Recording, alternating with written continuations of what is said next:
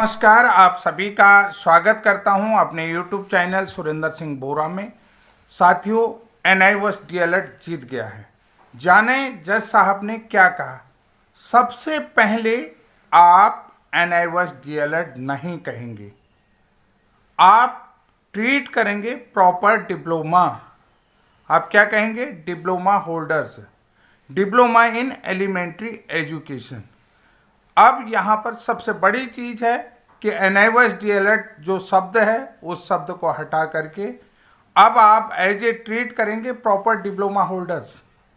तो यानी कि डिप्लोमा इन एलिमेंट्री एजुकेशन कहकर ही इनको आप पुकारेंगे। ये सबसे बड़ी उपलब्धि है उन अभ्यर्थियों के लिए जिन्होंने वन टाइम स्कीम के तहत ये डिप्लोमा हासिल किया है। ये डिप्लोमा, ये प्रशिक्षण जिन्होंने लिया है, जिन्होंने ये सरकार की वन टाइम और जो है कि गवर्नमेंट के रूल से सभी चीज़ों से ये कवर्ड था, ये आप लोगों को पता है। यानी कि ये नियमों से पूरी तरीके से नियमों से कवर्ड था। यहाँ पर आप किसी भी तरीके से आप संदेह की निगाह से नहीं देख सकते हैं, किसी भी प्रकार का कोई संदेह नहीं बचा।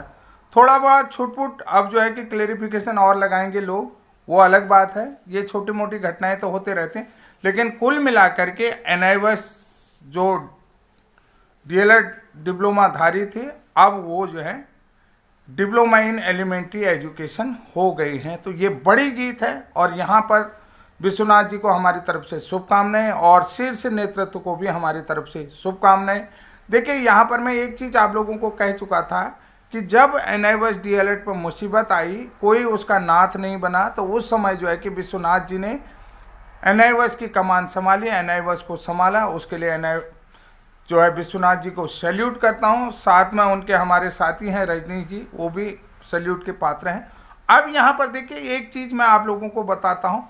ब्रिज कोर्स पूरी तरीके से जीत गया है, ये भी मैं आप लोगों को वीडियो बताऊंगा। जीता NIOS DLED है, लेकिन जो है कि ब्रिज कोर्स भी पूरी तरीके से जीत गया है, उसके लिए भी मैं आप लोगों को बताऊंगा। अब यहाँ पर कोई भी चुनौतियाँ उनके लिए नहीं रही, वो भी चुनौतियां खत्म हो गई हैं। इस बात को भी मैं अपने वीडियो के माध्यम से आपको नेक्स्ट टाइम में बताऊंगा। तो आज हम बात करते हैं कि जो NIOS DLED जीत गया है, अब ये जो है कि प्रॉपर जो है डिप्लोमा होल्डर्स बन गए हैं, डिप्लोमा इन एलिमेंट्री एजुकेशन में। तो जज साहब ने क्या कहा, थोड़ा सा कोर्ट का सिनेरियो देखते हैं।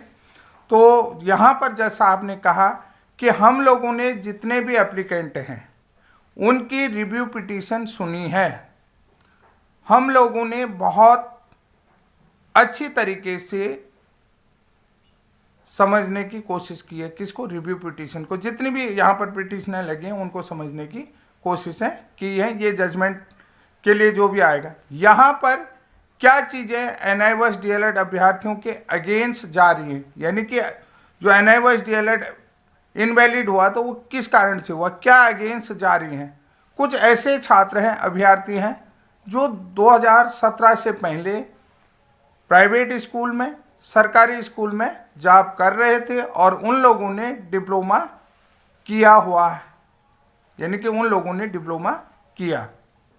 तो यहाँ पर समझ रहे, कुछ लोग जो हैं कि ऑलरेडी यहाँ पर सरकारी नौकरी में थे, कुछ प्राइवेट नौकरी में 2017 से पहले पढ़ा रहे थे, ठीक है। तो अब यहाँ पर उन लोगों का डिप्लोमा पूरी तरीके से नियमों से कवर है, यानी कि ये जो नियम है उन लोगों के लिए पूरी तरीके से सही है। जज साहब ने कहा कि NIOS DLED का जो मान्य डिप्लोमा है उसके बीच में हमारी सुप्रीम कोर्ट की जजमेंट है, 11 नवंबर 2023 का फैसला आ रहा है, ठीक है, वो जजमेंट आ रही है। उन लोगों के बीच में सुप्रीम कोर्ट का 28 नवंबर 2023 का जजमेंट आ रहा। आप लोगों को पता है, सभी लोगों को पता है कि 28 नवंबर 2023 के फैसले से ही सारी कहानी यहाँ पर खराब हुई NIOS DLED की, यानी कि बहुत सारे अभ्यर्थी जो है कि नौकरी से वंचित रह गए और पूरा खेल यहीं से बिगड़ा था। तो अब यहाँ पर जज साहब ने स्पष्ट कर दिया है कि ये जो डिप्लोमा है, जिन्होंने NIOS संस्थान से डिप्लोमा किया है, ये पूरी तरीके से नियमों से कवर किया है और इसमें जो है कि अगर इनके बीच में कोई अगेंस्ट आ रहा है वो जो है कि 28 नवंबर 2023 का माननीय सर्वोच्च न्यायालय, यानी कि हमारी सुप्रीम कोर्ट का जजमेंट इसके बीच में आ रहा है। ये अभ्यर्थी अब जैसा कि हम लोगों को पता चला है, आप लोगों ने देखा होगा कि जैसा आपने ये भी कहा कि हम लोगों को पता चला ये अभ्यर्थी जब पहला संस्थान को छोड़कर के दूसरे संस्थान में जाते हैं या सरकारी नौकरी के लिए अप्लाई करते हैं तो इनके सामने कठिनाइयाँ आ रही हैं, चुनौतियाँ आ रही हैं कि ये अगर किसी भी फ्रेश नौकरी के लिए अप्लाई करते हैं या जो है कि दूसरे संस्थान में जाते हैं तो इनकी लाइफ में जो है कि चुनौतियाँ आ रही हैं। तो ऐसा यहाँ पर कोर्ट ने कहा, समझ रहे हैं कि पूरी तरीके से ये डिप्लोमा जो है कि वो नियमों से कवर्ड है और ये वन टाइम स्कीम है। तो अब यहाँ पर सारी चीज़ें हम, जैसा कि हम पहले के जजमेंट में भी बोल चुके हैं, यानी कि पहले के जजमेंट में भी बता चुके हैं, ये वन टाइम स्कीम है। ये उन लोगों की नौकरी के लिए सेफगार्ड करने के लिए थी जो कि ऑलरेडी एम्प्लॉयड थे।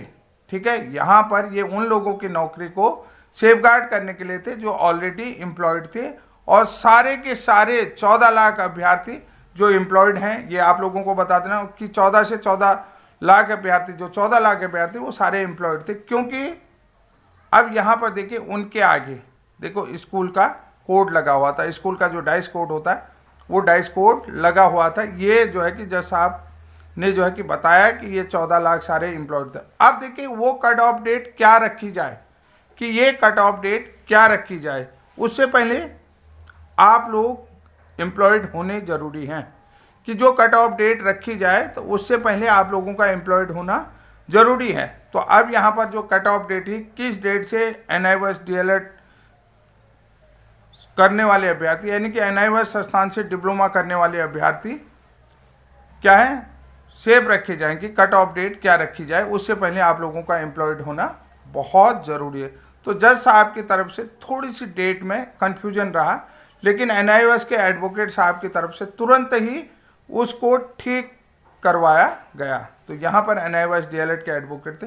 देखिए मैंने आप लोगों को पिछली वीडियो में भी ये चीज़ कहा था कि NIOS DLED के जो एडवोकेट है मनदीप कालरा जी की, उनकी नज़र गिद्ध की तरह, हर पैनी नज़र, हर पॉइंट पर उनकी पैनी नज़र है।